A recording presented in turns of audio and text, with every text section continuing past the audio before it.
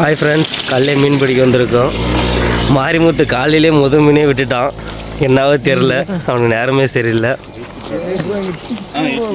அதுக்கப்புறம் பாருங்கள், இவர் தான் அந்த ஒரு மீன் பிடிச்சாரு அண்ணே.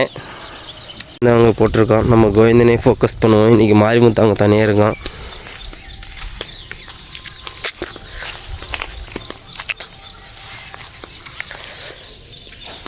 கோவிந்தன் தூக்கி அந்த லாஸ்ட்டில் போட்டிருக்கோம். ஹாய் ஃப்ரெண்ட்ஸ், கோவிந்தன் கஷ்டப்பட்டு ஒரு மீன் இழுத்துட்ருக்கான். நான் ஃபுல் வீடியோ எடுக்க முடியல, ஃபோன் வந்துடுச்சு. அதுவும் சைடில் மாட்டி இருக்குது.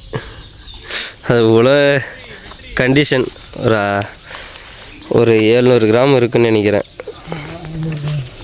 500 கிராம்னு சொல்கிறாங்க கோவிந்தன். சும்மா லைட்டாக மாட்டி இருக்குது. கொஞ்சம் மிஸ் ஆகியிருந்தால் விழுந்துட்டுருக்கோம் மீன். துடிக்குதுடா. வாயில் மாட்டலாதனால தெரிஞ்சுக்கோ. வாயிலே வேறு மாட்டலன்றாங்க கோவிந்தன். ஆனால் எந்த அளவுக்கு மாட்டியிருக்குன்னு தெரில. சைடு வாயுங்க இருக்குது. சைடு சம்மதமெல்லாம் போட்டு அடிச்சிருக்காங்க கோவிந்தன். பாருங்கள், டடா இது ரொம்ப துடிக்குது. ஆர்ப்பாட்டம் பண்ணுதே, ஃபுல் ஆர்ப்பாட்டமாக.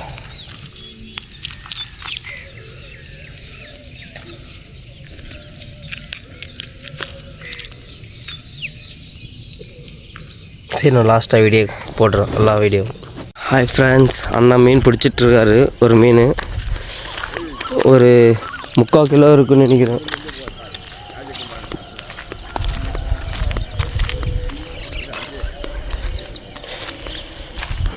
ஒரு 3/4 கிலோ, ஒரு 1 கிலோ இருக்கும்.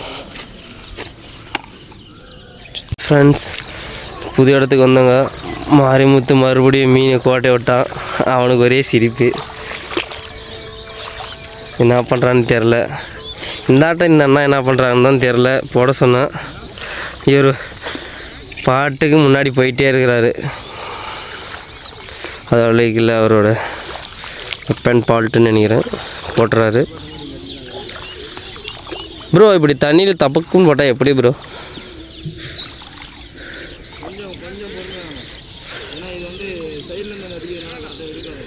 மாரிமுத்து ஒரு மீன் பிடிச்சிட்டான்.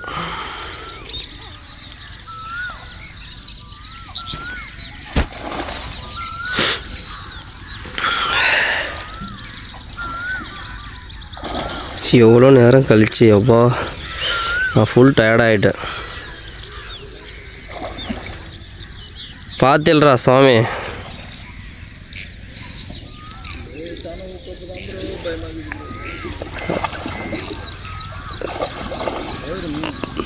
போயிருமா?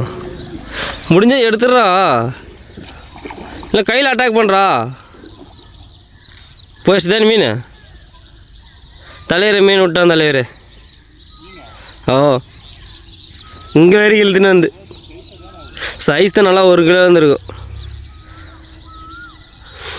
ஹாய் ஃப்ரெண்ட்ஸ், மறுபடியும் அடுத்த வீடியோவில் சந்திப்போம். எப்படி மாரிமுத்து மறுபடியும் மீன் விடுவோம், அதை எடுத்து போடுறேன்.